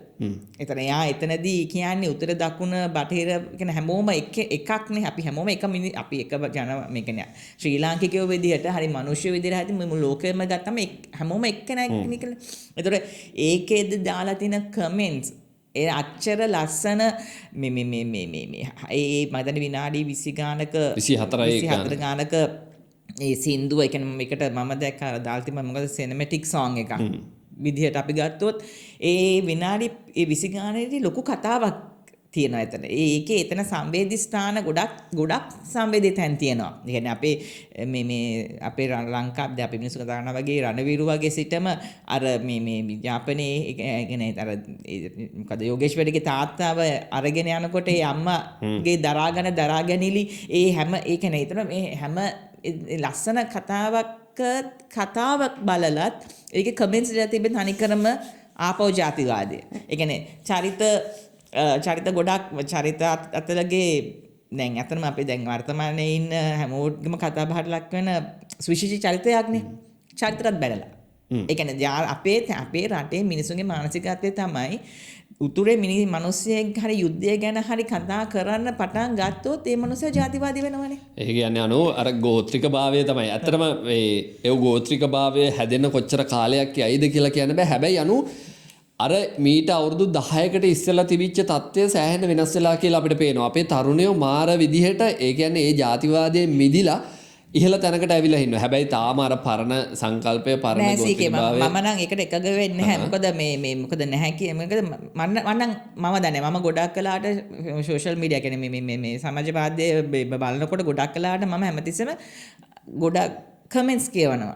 ඒ මිනිස්සුගේ ප්‍රොෆයිල්ස් වල කියලා බලනවා. මොකද මම හරි කැමතියි මිනිස්සු කියන්නේ මොනවාද හිතන විදිය, කතා කරන විදිය මේ කොහොමද කියලා දැනගන්න, පොඩක් ගවේෂණය කරන්න. එතකොට ඒවට තනිකර මේ තරුණ ළමයි කියන්නේ බොහොම මේ අපිට යං ජෙනරේෂන් එක කියන ළමයි. හැබැයි ජාතිවාදී අරන් ආපු ගමන්ම ඒ ළමයි සිංහල බෞද්ධ කියන දේවල් ලොකුවට ගන්නවා. ඒක මම දැන් සීකේ අපි ඔයා කතා කරන් ආපු අර රජයේ අපි මෙහෙම දැන් මෙච්ච දේවල් වෙච්ච දේවල් ඇක්නොලෙජ් කරලා අපි ඉස්සරහට යන්න ඕනේ කියන එක කතා කරා නේද? මම අහන්නම් ඔයාලට මේ මම මේ කිව්වා දැන් මේ යන් ජෙනරේෂන් එකනේ Facebook එකේ ඔය මේ සෝෂල් මීඩියා එකේ ගොඩක් ලාට ඔය ජාතිවාදය කතා කරන ඒවට ඒගොල්ලෝගේ දුරුකල් තියෙනවා. ඒ කියන්නේ ඔය මොකද ජාතිය මම දැන් කිව්වේ ඒක එහෙම කියලා කියන්නේ දැන් මේ ඊයේ පෙරේද සිද්ධියන චරිතගේ සින්දුව. ඉතින් ඒකේ කමෙන්ට්ස් කරලා තියෙන ඔක්කොම සාමාන්‍ය තරුණ ජනතාව මොකද චරිතගේ සින්දුවක් කවදාකවත් මේ පරණ වයස කම්මල තතල බලන්නේ නැහනේ. ඉතින් එතකොට මම ඒ කියන්නේ මොකද සීකේ අපි දැන් හැමසම කතා කරනවා නේද අපේ හිස්ටරි එකක් අපේ ඉතිහාසය උගන්වනවානේ. අපේ සිංහල ලංකාවේ ශ්‍රී ලාංකිකී ඉතිහාසය ඒ ශ්‍රී ලාංකික ඉතිහාසය පොඩ්ඩක් අරන් බලන්නකෝ. සිංහල රජුරෝ සිංහලයා තමයි ඒ කියන්නේ මාර වීර කියන්නේ වීර නෙමෙයි කියන්නේ මේ මාර පරිපූර්ණ ජාතියක් වගේ පෙන්වන්නේ. ඒ ඔය අපි ඉතිහාසයේ එක තැනක අපිට කියලා තියෙනවද පෙන්නලා තියෙනවද එලාරගේ චරිතය කොච්චර හොඳ චරිතයක්ද කියන එක. එතකොට මේ කාලේ ඉස්සර කාලේ ඉඳන්ම අපේ ලංකාවට දැන් අපි දැන් අපේ රටේ සිංහල දෙමළ මුස්ලිම් බර්ග හැමෝම ඉන්නවනේ. එතකොට ඒ මිනිස්සුන්ගේ පැවැත්මක් ගැන කවදාකවත් කතා කරපො චූටි මෙහෙම ඕනම් එක ඡේදයක් වගේ සාමාන්‍ය තියෙන්න පුළුවන් මැලේ කියලා මෙහෙම අර දාන්න ඕන හින්දානේ දාලා තියෙන්නේ. ඒකෙන් දාන්න ඕන හින්දා ඡේදයකට වගේ පේලි 4ක් 5කට දාලා මේගොල්ලෝ මෙහෙමයි මේගොල්ලෝගේ මේකයි මෙන්න මේකයි ඔන්න පොඩි හැඳින්වීමක් විතරයි. හරි අනු දැන් මේ ඇත්තටම අපි වෙනම කතා කරන්න ඕනේ කතා මොකද නැත්තම් අපි දැන් අතුරුදහන් නුවන් ගැන කතා කරන්න ආවේ ඊට පස්සේ ජාතිවාදී ප්‍රශ්නේ මෙතන ඇදෙනවා හැම වෙලේම ජාතිවාදී ප්‍රශ්නේ අපිට අපේ ලංකාවේ මිනිසුත් එක්ක බලන්න ඉන්නේ හරිම පල්ලහැ තැනක ඉඳලා මේ අනු අර එලාර ගැන කියපු නිසා මේකත් කියන්නම් එලාර අපි දන්න විදිහට අපේ හිස්ටරි එක ඇතුළේම ලියලා වෙලා තිබිච්ච විදිහට අවුරුදු 40ක් ඒ පාලනය කරනවා අවුරුදු 40ක් පුත්කලයේ දූෂිතයි නම් ඒ පුද්ගලයාට එහෙම අවුරුදු 40ක කාලයක් පාලනය කරන්න බෑ. ඒ මං හිතන්නේ ඒ පොඩි ක්ලූ එකම ඒ පොඩි උදාහරණෙම ඇති. නෑ ඒක තමයි මම දැන් මේ ජාතිවාද ගැන කතා කරන්නේ මම ගෙන ඔතන එන්න හැදුවේ මං එන්න හැදුවේ ඔන්න ওই ටික. දැන් ඒ කියන්නේ අපේ ওই අධ්‍යාපනයේ ප්‍රශ්නනේ තියෙන්නේ. දේශපාල දැන් ඔය උතන අපි මේ දැන් මේ අතුරුදහන් වූවන්ගේ කතාවේදීත් අපිට දැන් මේ මිනිස්සුන්ට යුක්තිය ඉටු කරන්න පුළුවන් කියන්නේ. යුක්තිය ඉටු කරන විදිය සාධාරණීතු කරන විදිය එක දෙයක් තමයි ඔය ඇක්නොලෙජ්මන්ට් එකක් කියලා මම හැමසම කියන්නේ. ඒ කියන්නේ ඒක ඕවා අර දැන් අර මං කිව්වේ දැන් සුජිත් කර කාම්බෝජේ මේ මියුසියම් එක ජර්මනි වල කතන්දරේ එතකොට දැන් රටවල් කිහිපයක තියෙනවනේ ওই දේවල්. එතකොට මේ දේවල් හැම එකක්ම තියෙන්නේ ඒවා කෞතුකාගාර බවට පත් කරලා තියෙන්නේ මිනිස්සුන්ට කියන අනාගතයට මෙහෙම දෙයක් සිද්ධ වුණා අපේ අතෙන් අපේ රටේ මෙහෙම දේවල් සිද්ධ වුණා හැබැයි ඒ දේවල් ආපහු නොවෙන්න තැනට තමයි ඒගොල්ලෝ මේ දේවල් පවත්වාගෙන යන්නේ. නැතුව මේ අර දැන් අපේ මේ මොනවාද මේ වීරත්වය පෙන්වන්නවත් මේ ජනතාව නැගී හිටියොත් වෙන්නේ මේ සිදුවීම් කියලා පෙන්වන්න කතාවකට නෙමෙයිනේ. එතකොට ඒගොල්ලොන්ට ඒ කියන්නේ ඒගොල්ලොන්ට මේ මොකද උතන සමහරක් අර එතන දැන් ඔය කවුද මේ කවුද මේ සචිත් කියලා තිබ්බා එතන දැන් සමහරක් ඔය මේ ළමයි ඒ කියන්නේ ඉස්කෝල අධ්‍යාපන ශාරිකා පවා සිද්ධ වෙනවා. ඒ කියන්නේ එතන එක ස්ථානයක්ලු. ඒ කියන්නේ ළමයි වරන් එනවලු මේවා පෙන්වන්න ළමයිට මොකද ඒවා දැනගන්න ඕනේ දේවල්. අපි හංගලා ඒ කියන්නේ අපේ රටේ ප්‍රශ්නයක් තිබ්බා රටේ මේ වගේ දෙයක් තිබ්බා කියලා හංගලා තමන්ගේ මහජාතියට විතරක් හොඳ දේවල් හොඳ පැත්ත ක්‍රෙඩිට් එක දාගෙන ඉස්සරහට යන්න ඕන දේවල් නෙමෙයි මේවා. මොකද මේවා මේ ජාතික ප්‍රශ්න කියලා මේ ඊයේ දීපිකා හඳුන්වපු හරි කියන්නේ. මොකද මේ දේවල් මේ මෙතන ඉන්න දැන් මේ අපි කියමුකෝ අපි දැන් ওই වාර්තානුව ලක්ෂයක් 60 ලක්ෂයක් අතර පිරිසක් අතුරුදහන් වුණා වෙලා ඉන්නවනම් ඒ අතුරුදහන් වූ අයටවත් ඒගොල්ලෝගේ පවුලයට වෙච්ච දෙයක් නෙමෙයි මේක.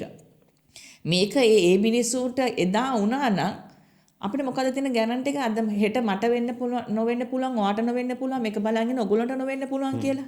අන්න ඒ දේවල් නැමත සිද්ධ නොවෙන්න තමයි රජයේ ප්‍රධාන වගකීම වෙන්නේ මේවා ගැන කතා කරලා මේ මිනිස්සුන්ට ඒ කියන්නේ හරි දේ හරි විදියට කරලා ඉස්සරහට යන්න. ඉතින් ඇත්තටම හරිම දුකයි මේ මම මේක කියන්නේ ඇත්තටම අපේ දැන් වර්තමානයේ අපි මිනිස්සුගේ ඡන්දයෙන් ආපු පච්චත අනුර කුමාර දිසානායක ජනාධිපතිතුමා. මොකද ජනාධිපතිතුමා එයා මේ 88 89 දශකයේ වෙච්ච දේවල් අපිට වැඩිය හොඳට අත්දැකීම් තියෙන කෙනෙක්. ඒ කියන්නේ එයා ඒ දේවල් වලට මූණ දුන්නා. මූණ දීලා එතනින් කියන්නේ රජයෙන් ආණ්ඩුවෙන් ලැබිච්ච මොනවද ඒවට කියන්නේ අර මර්ධනකාරී හැම දෙයකට මුහුණ දීපු කෙනෙක් තමයි අද ජනාධිපති වෙලා තියෙන්නේ. එතකොට මේ ජනාධිපති ඊයේ ඇත්තටම ඊයේ උත්සවයට මට ඒක මම පැකේජ් එක කියන්නම් කතාවේ ඊ උත්සවයට මේ ජනාධිපතිට ඉන්වයිට් කරලා තිබ්බා. ඔව් අනු දැන් ඒ උත්සවයට විතර නෙමෙයි 2024 උත්සවයටත් ජනාධිපතිවරයාට ආරාධනා කරලා තියෙනවා. ඒ වගේම තමයි අර අතුරුදහන් වුණා. බලහත්කාරයෙන් අතුරුදහන් වූවන්ගේ ජාත්‍යන්තර දිනය වෙනුවෙන්. එතකොට ඒකට ලෑස්ති කරපු උත්සවයටත් ජනාධිපතිවරයාට ආරාධනා කරලා තියෙනවා. අනු කිව්වා වගේ ඊයකටත් ජනාධිපතිවරයාට ආරාධනා කරලා තියෙනවා. ඉතින් ඒ මිනිස්සු දැන් මම මේක අනුර කුමාර දිසානායක ජනාධිපතිතුමාට මම මේ කතා කරන්නේ මේක කියන්නේ මොකද මේ මිනිස්සු ඡන්දෙ දීලා එයාව පත් කරේ මිනිසුන්ට සංවේදී මිනිසුන්ගේ ප්‍රශ්න අඳුරන පුද්ගලයෙක් විදිහට හඳුනගත්ත නිසානේ. නැත්නම් මෙච්චර ආර්ථිකයේ රට වැටලා තිබ්බ වෙලාවක කියන්නේ මිනිසුන්ට පාන් කියා ගන්නවත් බැරි වෙලාවක මෙච්චර ලොකු තීරණයක් මිනිස්සු ගත්තේ. ඒ කියන්නේ මෙච්චර කල් පක්ෂ තිබ්බ ප්‍රධාන පක්ෂ හැම එකක්ම හැම දේශපාලඥයෙක්වම ඇදලා වෙලියට විසි කරලා දාලා ඒ මිනිස්සු හැමෝම තනියෙන් හිතපු හින්දා තමයි මොකද මේ දේවල් ඇති මිනිස්සුන්ට. දැන් මිනිස්සු හෙම්බත් වෙලා ඉන්නේ. මොකද මිනිස්සු කැමති නිදහසේ අඩුගාන මං හිතන්නේ මිනිස්සු දැන් මේ රටේ ආර්ථික පැත්තේ මිනිස්සු දන්නවා. මිනිස්සු දන්නවා රට වැටලා තියෙන කියලා. හැබැයි මිනිස්සු මේ 2024 සැප්තැම්බර් මේ 21 නේ ජනාධිපති වෙන්නේ තිබ්බේ. එතකොට එදා ගත්තු තීරණයයි ඊට පස්සේ මහමැතිවරණදී ගත්තු තීරණයයි ගත්තේ NPP එක හින්දවත් JVP එක හින්දවත් තිල්වින් හින්දවත් මොකෙක් හින්දවත් නෙමෙයි. මිනිස්සු ගත්තේ මිනිස්සු වෙනුවෙන්. එතකොට ඒක ජනාධිපති කවුද? අනුර කුමාර දිසානායක ඇතුළු NPP ආණ්ඩුවේ ඉන්න හැම අර පාර්ලිමේන්තුවේ ඉන්න හැම 159 මතක තියාගන්න ඕන කාරණාවක් මේක. ඔගොල්ලෝ යන්න එපා ඡන්දය මේන්ටේන් කරන්න. ඒ කියන්නේ ඡන්දෙන් මම කියන්නේ මිනිස්සු දෙන ඡන්දය මේන්ටේන් කරන්න යන්න එපා. ඔගොල්ලෝ මිනිස්සු වෙනුවෙන් සාධාරණීෂ්ඨ කරන්න අන්න එදාට කරන ඔගොන්ට හැමදාම මිනිස්සු ඡන්දෙ දෙයි. මොකද ඒක මම එහෙම කියන්නේ සීකේ දැන් අපි උනත් කතා කරපු ගොඩක් අපි කවදාකවත් JVP වත් මේ අපි ඕවා ගැන එච්චර එහෙම ඒ කියන්නේ මේ අපි NPP එකේ අත්වශයෙන්ම ගත්තොත් එහෙම NPP එක කියන එක මොකද්ද JVP කියන පක්ෂය අපි දන්නවනේ මොනවද කියලා. ඒකකොට ඒ හැමදේම මිනිස්සු පැත්තක තියලා මෙච්චර රට ඒ කියන්නේ මිනිස්සු රිස්ක් එකක් නේ ගත්තේ. ඒ කියන්නේ ඉකොනොමික පැත්තෙන් අපි වැටලා තියෙද්දි මෙයාට කරගන්න පුළුවන්ද කියලා අපිට 100% මිනිස්සුගේ විශ්වාසය තිබ්බේ නැහැ. හැබැයි මිනිස්සු එතකොට ආර්ථිකයේ නගා හිසිටුවයි කියන පැත්තෙන් නෙමෙයි ඡන්දෙ දුන්නේ. දැන් ඔයයි මම වුණත් අපි මිනිස්සු අපි මේකට අපි එදා තීරණය ගත්තේ හතන මිනිස්සු විදිහට ජීවත් වෙන්න පුළුවන් මිනිස්සු වෙනුවෙන් සංවේදී නායකයෙක් ඕන වෙච්ච හින්දානේ. එතකොට දැන් ඊයේ 2024 තිබ්බ උත්සවය ඊයේ තිබ්බ මේ ප්‍රෝග්‍රෑම් එක ජාපනයේ තිබ්බ ප්‍රෝග්‍රෑම් එකේ හැම එකකටම මෙච්චර කල් හිටපුවාට ඉන්වයිට් කරලා තිබ්බේ නැහැ මම දන්න තරමට. ඒ කියන්නේ රජයේ අතර මිනිස්සු ගණන් ගත්තේ නැහැ මෙච්චර කල්. මොකද මිනිස්සු හිතුවේ මිනිස්සු දන්නවා මොකද මිනිස්සු මූණ දින සිදුවීම් ඔක්කොමත් එක්ක මිනිස්සු දන්නවා රජ මෙච්චර කල් හිටපු රජයන් කිසි කෙනෙක් මිනිස්සුත් පුරවැසියොත් එක සෙට් එකක් දෙන්නේ නැහැ කියලා. ඒගොල්ලෝ හිතගත්තේ තමන්ගේ වාසියට තමන්ගේ ඡන්දදායකයට තමන්ගේ පාර්ශිකය වෙනුවෙන් විතරයි කියලා. හැබැයි ඒ දේවල් හැමදේම පැත්තක තියලා මේ සැරේ ඒ කියන්නේ 2024 සැප්තැම්බර් මාසේ අනුර කුමාර දිසානායකට මහමැතිවරණයේදී මේ NPP එකේ 159 දෙනෙක්ට ඡන්දේ පාර්ලිමේන්තුවට යන්න ඉඩ දුන්නේ මිනිස්සු ලබලා දුන්නේ මිනිස්සු වෙනුවෙන් වැඩ කරයි කියලා. ඒ කියන්නේ මිනිස්සු දිහා මිනිස්සු විදිහට බලයි කියලා. එතකොට එතනදී මේ ඔයගොල්ලෝ ඔය කරන්නේ තමන්ගේ මේ මොකද ඒකට කියන්නේ ඡන්දය මේන්ටේන් කරන එකනේ. ඒ කියන්නේ ඡන්දයක් වෙනුවෙන්නේ. රයිට්. හරි. අනෝ කියන්න වගේ ඡන්දය ඉලක්ක කරගෙන වැඩ කරන්න එපා. ඊළඟට අනුගේ සාරාංශ කතාව ඒක තමයි ඡන්දය ඉලක්ක කරගෙන වැඩ කරොත් ඒ කල්පැවැත්ම නෑ. ඒ කාලේ ඉවරයි යනු. දැන් ඒ ඉස්සර වගේ ඡන්දයක් වෙනුවෙන් වැඩ කරාම ඒක දිහා මිනිස්සු බලාගෙන ඉඳලා මිනිස්සු ඡන්දෙ දීලා ඒ කාලේ ඉවරයි. දැන් මිනිස්සුන්ට අසාධාරණය දරා ගන්න බැරි වෙච්ච ගමන් මිනිස්සු කරන්නේ පාලනය වෙනස් කරන්න උනන්දු වෙනවා. ඉතින් ඒක තමයි වෙන්නේ. මේ ගැන අපිට ඕන තරම් උදාහරණ දෙනවා. ආයෙ කතා කරන්න වෙන්නේ 2022 ගැන. දෙදස් ජනතා පිබිදීම තරුණ පිබිදීමත් ඒකට හොඳ උදාහරණයක්.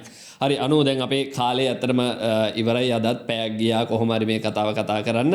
අනු මේ මෙතන මම තව කතාවක් මතක් කරනවා බ්‍රිටෝ ප්‍රනාන්දු බ්‍රිටෝ අයියා කියපු කතාවක් ජනාධිපතිවරයා කියලා තියෙනවා ජනාධිපති ප්‍රවර්ධන වේදිකාවල ඒ දවස්වල මේ අම්මලගේ කඳුළු මට වඩා දන්න කෙනෙක් නෑ. මොකද මම මේ කාලේ මේ අත්දැකීම් අනුවර කිව්වේ ඒ කතාව ජනාධිපතිවරයා කියලා තියෙනවා. එයා මේ එක්ස්පීරියන්ස් එක ගත්තා. ඉතින් මේ අම්මලගේ දුක එයාට වඩා දන්න කෙනෙක් නෑ කියලා. ඉතින් ජනාධිපතිතුමනි අනෝ කිව්වා වගේ පළවෙනි ස්ටෙප් එක තියන්න බජට් එකෙන් වෙන් කරලා තියෙනවා මිලියන 1000ක් එක පවුලකට රුපියල් ලක්ෂ 2 ගානේ පවුල් 5000කට. සීකේ පොඩ්ඩක් මම ඒකද කියන්න ඕනේ. ලක්ෂ 2ක් කියන්නේ ඇත්තටම මගේ point of view එක නම් ලක්ෂ 2ක් කියන්නේ ඇත්තටම මේ ඒක මිනිස්සුම නිකන් අර කුණු කොල්ලට දාලා දූවිල්ලක තාරමර දාලා දෙන ලක්ෂ 2ක් වගේ. ලක්ෂ 2 අතර මදි. මොකද අද කාලේ රෝඩ් ඇක්සිඩන්ට් එකකින් මරනම මිලියනයක් හම්බෙනවා. ඉතින් මේ මිනිස්සුන් මේ කිසිම දෙයක් يعني තමන්ගේ අපි කියමුකෝ ඒගොල්ලෝ ඒ කාලේ දේශපාලනය කරා කියලා දේශපාලනය වෙනුවෙන් කරල්ලට සහභාගී වුණා කියලා. ඒ තමන්ගේ කැමැත්ත තමන්ගේ ආසාව හින්දා මොකක් හරි තමන් විශ්වාස කරපු දෙයක් හින්දා පෙනී සිටියා කියලා බලෙන් අතුරුදහන් කරවන එක කොච්චර සර්වසාධාරණද කියලා හිතන්න පුළුවන් අපිට. ඒ දෙයට ලක්ෂ 2ක් දෙන එක ඊට වැඩිය හොඳයි. අතරම ලක්ෂ 2ක්වත් දෙන්නේ නැතුව හරින්න මම නම් කියන්නේ ඔය දෙකක් තියාගෙන මේ මිනිසුන්ව මේ ඇක්නොලෙජ් කරලා මේක මේ ලස්සනට කතා කරලා මේක මෙහෙම සිදුවීම් ටික ඒ කියන්නේ ඒ විදියට කරලා ඇක්නොලෙජ් කරලා පැත්තකට වෙන එක ඊට වැඩිය මේ හොඳයි. ඒ කියන්නේ මේ මිනිසුන්ට කරන නිග්‍රහයක් මේ ලක්ෂ 2ක් දෙන එක මට නම් ඇත්තට මම අඩු ගානේ 1 මිලියන් වත් දීලා මේ මිනිසුන්ට මේ වෙච්ච පාඩුව මම කන්න බෑ. තමන්ගේ පවුල කෙනෙක් නැති වුණාම මේ ඒ හිඩසන් පුරවන්න බෑ. හැබැයි මොකක් හරි මේ දෙන එක වැදගත් මේ කියන කතා මට තේරෙන්නේ ওই කතාව. ඉතින් ලක්ෂ 2 කතාවට මම නම් ඇත්තටම එකඟ නැහැ. මොකද මට නම් ඒක ඇත්තටම අර මේ මිනිසුන්ට කරන සමච්චලයක් වගේ මට නම් තේරෙන්නේ ඉතින්. රයිට් හරි අනුගේ පොයින්ට් ඔෆ් view එක තමයි ඒක. හැබැයි මම දකින්න විදිහට පළවෙනි ස්ටෙප් එක විදිහට මේක ගත්තා නම් ඒ ස්ටෙප් එක තියන්න ඕනේ. ඒ ස්ටෙප් එක පිටිපස්සට ඈද තියෙන එක ඊට වඩා දරුණු කාරණාවක්. ඒ ස්ටෙප් එක ගන්න නැතුව පිටිපස්සට ඇද ඉන්න එක. ඉතින් මෙන්න පළවෙනි ස්ටෙප් එක අරගෙන තියෙනවා ඒක ක්‍රියාත්මක කරන්න හැකි ඉක්මනින් ක්‍රියාත්මක කරන්න. හරි නැවත කියනවා ඊයේ දිනේ ඔක්තෝබර් මාසයේ 27 වෙනිදා තිබුණා අතුරුදන්නුවන්ගේ ස්මාරකය සීදුව රද්දොළුගම ඉදි කරලා ඒකට වසර 35ක් සැපරීම වෙනුවෙන් තිබිච්ච වාර්ෂික සැමරීමේ උත්සවය. ඊළඟට අනුව තව මොනවත් මේ සම්බන්ධයෙන් කියන්න තියෙනවද? දැන් අපි අදත් පැයක් ගියා අපේ විදිහට පොඩ්කාස්ට් එකේ මේ ගැන කතා කරන්න. මොකද අපිට දැනෙච්ච දේවල් ඒ වැඩසටහනේ අපි එක්ස්පීරියන්ස් කරපු දේවල් ඒ මිනිස්සුත් එක්ක කතා කරනකොට දැනෙච්ච දේවල් තමයි මේක කිව්වේ. අනුව මොන හරි තව තියෙනවා නම් කියන්න ටක් ගාලා අපි ඉවර කරමු. ඔව් මට ඉතින් තව කියන්න තව මොන හරි තියක් එකතු කරනවා නම් කියන්න තියෙන්නේ ඇත්තටම අපේ රට තනිකරම ප්‍රශ්නනේ. ඒ කියන්නේ අපිට මිනිස්සෙක් විදිහට නිදහසේ පුරවැසියෙක් විදිහට තමන් කැමති දෙයක් කාලා කැමති නිදහසේ ඉන්න විදියක් වාතාවරණයක් නැහැ. දැන් මේ සිදුවීම් වලට අපි පෞද්ගලිකව මුණ දීලා නැහැ. ඇත්තම කතා කරුවොත් එහෙම අපි ඉන්නවනේ හොඳ මට සීකේට එහෙම අපිට කිසි ප්‍රශ්න අපි කවුරුත් එහෙම උස්සන් ගිහලා මරලත් නැහැ. පොලිස් වලින් ගුටි කාලත් නැහැ. මේ කිසිම ඒ කියන්නේ අපි ඒ කියන්නේ දැන් ওই මිනිස්සෙක්ගේ human rights violate වෙලා නැහැ අපේ ඇත්තටම. ඒ කියන්නේ ලොකුවට දැන් මේ රටේ තියෙන ප්‍රශ්නත් එක්ක බලනකොට ඒ වුණාට මම කියන්නේ අපි මෙච්චර කතා කරන්නේ මෙච්චර මේ දේවල් අපිට දැනෙන්නේ ඒ මිනිස්සුත් එක්ක කතා කරනකොට ඒ මිනිස්සුත් එක්ක අපි මූව් වෙනකොට මේ මිනිස්සුත් එක්ක ඉන්නකොටනේ මම ඉතින් කියන්නේ මොකද දැන් අපි මේ මිනිස්සුත් මොකද දැන් අර අම්මලත් ඒ කියන්නේ 35 වෙනි මේක අනුස්මරණයට ඇපිල් හිටපු මිනිස්සු ඔය අද වෙනකන් ඕකත් එක්ක ඉන්න හින්දානේ අපිට ඕක ගැන දැනගෙන හරි මේම හරි කතා කරන්න මේ තැනකට ආවේ. එතකොට මං කියන්නේ මේ හිතන්නේ මේ මමයි සීකේ දෙන්නයි. හිතන්නේ මුළු ලංකාවම මේ ගැන හිතන්නේ මේ විදිහට හිතන්න ගියොත් ආණ්ඩුවට උනත් බලපෑම සිද්ධ වෙනවනේ. ඒ කියන්නේ මම කියන්නේ මේ රටේ තියෙන මිනිස්සුන්ගේ ප්‍රශ්න විවිධාකාරයි. එතකොට මිනිස්සු මුණ දෙන්න විදිහ විවිධාකාරයි. හැබැයි මම ඒ දෙයට මුණ දුන්නේ නැහැ කියලා මම ඒ ගැන කතා නොකර ඉන්න එක නෙමෙයි අපි කරන්න ඕනේ. මං කියන්නේ මිනිස්සු වෙනුවෙන් කතා කරන්නේ නැත්තම් කවදාකවත් අපිට ලස්සන රටක් හම්බෙන්නේ නැහැ. ආණ්ඩුව උනත් බලයටපත් වුණාම කරන්නේ මොනවද කියන එක ලිමිට් වෙනවා. මිනිස්සු හැමදාම මිනිස්සු වෙනුවෙන් හරි පැත්තේ හැමතිස්සෙම හරි විදිහට ඉඳගත්තා නම්. රයිට් හරි එහෙනම් ඔන්න අද අපේ විදියට පොඩ්කාස්ට් එකෙන් සෑහෙන කතාවක් කතා කරා මේක ජාතික ප්‍රශ්නයක් මේක අපි හැමෝගෙම ප්‍රශ්නයක් අපේ සහෝදර ජනතාවගේ ප්‍රශ්නයක් අපේ අම්මලා තාත්තලාගේ ප්‍රශ්නයක් මේ ප්‍රශ්නය වෙනුවෙන් අපි හැමෝම ජාතියක් විදියට අවධානය යොමු කරන්න ඕනි ආය ඇඩ්ඩෙකුත් දානවා citizen voice media network Facebook නාලිකාවේ නැත්තම් cvm.network YouTube නාලිකාවේ මේ පිළිබඳව ඊයේ තිබිච්ච වැඩසටහන සම්පූර්ණ වැඩසටහන තියෙනවා ඒ පිළිබඳව අපි මේ වැඩසටහනට කොහොමද ගියේ කොහොමද සහභාගී වුණේ එතන ගත්ත එක්ස්පීරියන්ස් එක මොනවද කියලා vlog එකක් තියෙනවා ඕගොල්ලන්ට බලන්න පුළුවන් channel එකට ගිහිල්ලා බලන්න ඊළඟට කියනවා Voice TV subscribe කරන්න අපේ විදියට පොඩ්කාස්ට් එකත් එක්ක දිගටම එකතු වෙන්න තවත් මේ වගේ මොනවා හරි කතාවකින් අපේ විදියට කතා කරන්න අපි ඔයාලා ගාවට එනවා පුළුවන් තරම් ඉක්මනින්. එහෙනම් ඔයගොල්ලන්ට සුබ දවසක්. සුබ දවසක්.